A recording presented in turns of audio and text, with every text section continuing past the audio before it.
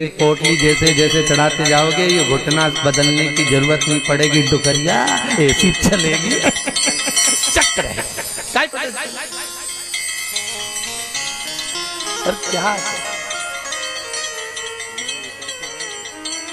कमरा भी है, शादी आई एक में 6 भरा, 6 इसलिए भरा तुम रात भर सत्संग करो, भजन करो, स्मरण करो, और जितना सत्संग का आनंद होता है अपनों के बीच में तो हमेशा रहते हो, पर दूसरे को एडजस्ट करना तो सीखो। जरा विचार करो, तुम अपने कमरे में दूसरे को एडजस्ट नहीं कर रही तो ऊपर जाएगी तो भोलेनाथ कैसे एडजस्ट करेगा? सोचो तो सही है, विचार तो करो भाई। भगवान शिव की कथा है, 24,000 श्लोक शिव महापुराण में है, 12 संहिता,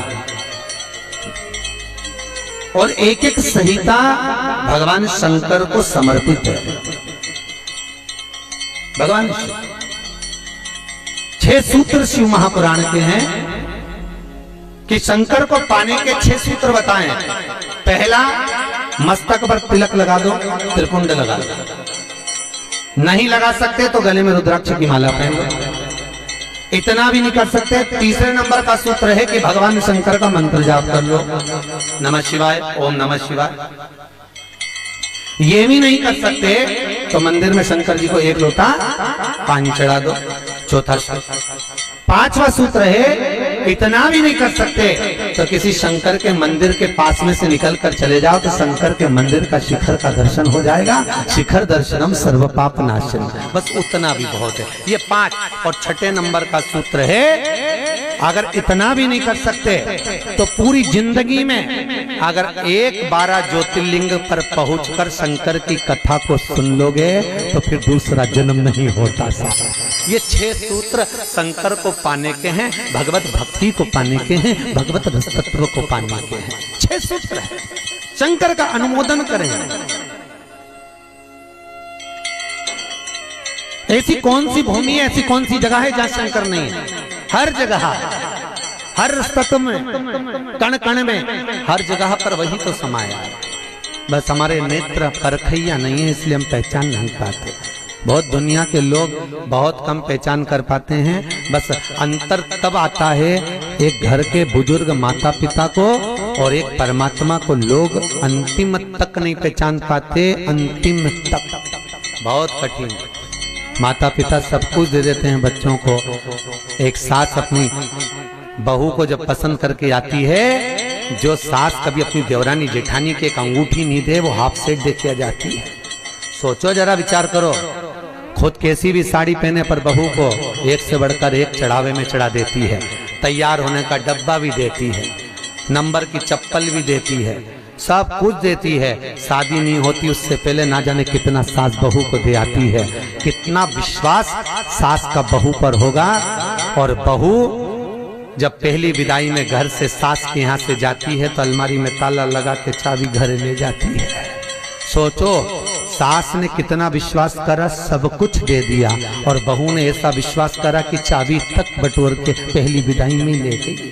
पहली विदाई क्यों? क्योंकि नंदे आई है, डोकरी निकाल के ना दे दे बच्चों। विश्वास कहाँ, भरोसा कहाँ, पूर्ण तक कहाँ है? भगवान शंकर की कथा कर रही है। 6 सूत्र में से अगर एक सूत्र भी भगवान शंकर का आपकी जिंदगी में आ गया तो जीवन का आनंद देने वाला हो गया। ध्यान देना, कन्यादान जो तुमने करा है उसका पुण्य तुम्हारे मरने से पहले हो सकता है कि समाप्त हो जाए। अन्नदान जो तुमने करा है उसका पुण्य हो सकता है तुम्हारे मरने से पहले समाप्त हो जाए। क्योंकि कई लोग कहते हैं हमने कन्यादान करा, हमने वस्त्र दान करा, हमने मुद्रा दान करी, हमने स्वर्ण दान करा, हमने अन्न दान करा, हमने भागवत कराई, हमने रामायण करवाई, हमने गीता करवाई, हमने तीर्थ करे, हमने व्रत करे। ये सारे पुण्य तुम्हारे खाते में हैं। एक पलड़े में तुम्हारे पुण्य रखे हैं, पर एक पलड़े में जो पुण्य इकट्ठे करके रखे हैं तो पाप भी तो देखो कितना करो।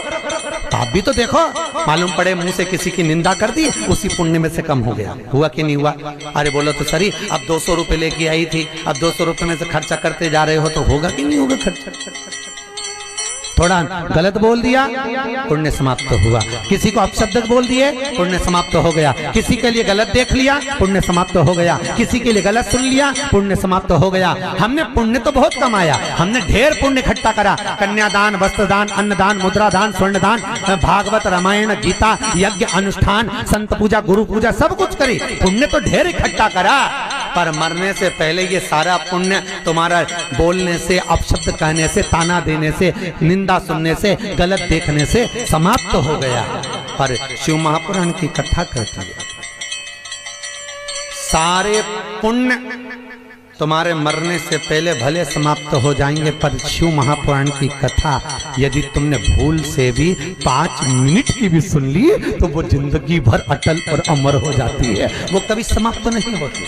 शिव महापुराण की पुण्य कभी समाप्त नहीं होता, शंकर का किया हुआ पुण्य कभी समाप्त नहीं होता।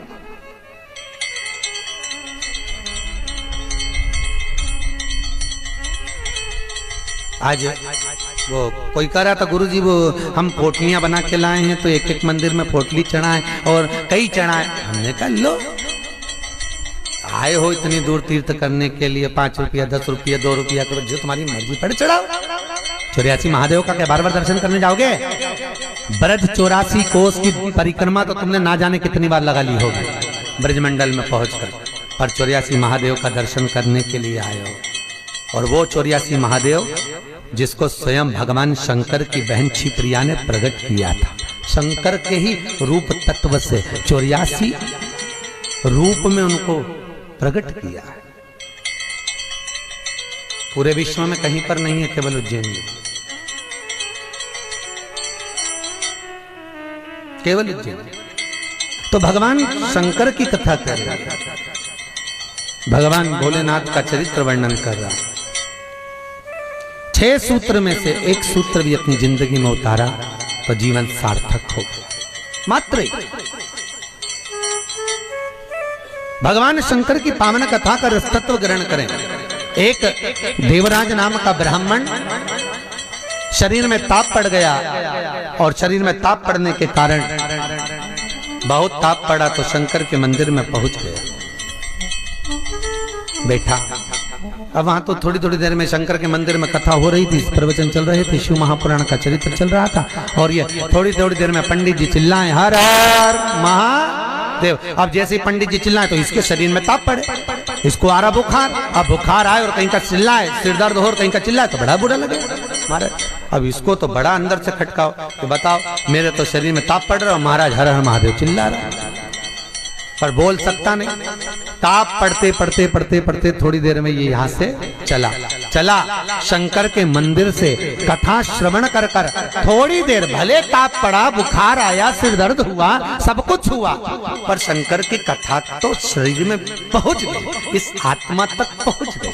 होता है जब घर से चले होगे तो सोचे पाँव दुख रहा है, बुखार आ रहा है, सर दर्द हो रहा, ये हो रहा, वो हो रहा, पर शंकर के धाम में पहुंच गए तो अब ये सोच लो कि तुम शंकर के हो गए, तुम शिव के। यहाँ बैठले सेवा समिति के कहने पर नहीं आए, यहाँ पाठक जी के कहने पर नहीं आए, यहाँ हमारे कहने पर नहीं आए, यहाँ तो हम भी बुलाते तो तुम नहीं आते, क्योंकि ये नगरी महाकाल की है।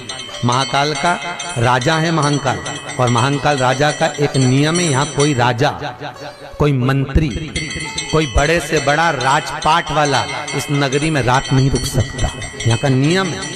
क्योंकि यहाँ एक ही राजा, कौन सा? महाकाल राजा, बस उसी का राज्य चलता। तो जब उसके घर में आए हो तो हम कौन बुलाने वाले? बोलो तो सही।